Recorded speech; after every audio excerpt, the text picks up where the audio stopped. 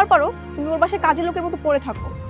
ওর যদি তোমার সার্টিফিকেটের উপর কোনো লোভ না থাকতো, তোমার প্রতি একটা সৎ দৃষ্টি থাকতো, তাহলে তোমার জীবনটা আরো কত সুন্দর হতে পারতো। তুমি কি বুঝতেছো? আমি চাই না এরকম জীবন। আমার মা বাবা মারা যাওয়ার পর অর্ণবের মা বাবাই আমাকে লালন পালন করেছে, আমাকে সন্তানের মতো বড় করেছে, সুশিক্ষায় শিক্ষিত করেছে। আমি ঋণ কখনো শোধ করতে পারবো না। আমার আর কিচ্ছু চাই না। আপনি আমার বন্ধুকে ভুল বুঝবেন না প্লিজ। দেখো, তোমার মতো একটা চিটার ছেলেকে কখনোই বিয়ে করবো না। বিয়ে করবা না মানে মনিকা এসব কেমন কথা বলছো তুমি? সামনের মাসে আজকে বাবাকে সবকিছু বলবো। ওই ডেটেই বিয়ে হবে, তবে অন্য একজনের সাথে। মনিকা অন্য কারোর সাথে বিয়ে মানে কার সাথে বিয়ে? নাইমকে বিয়ে করবো।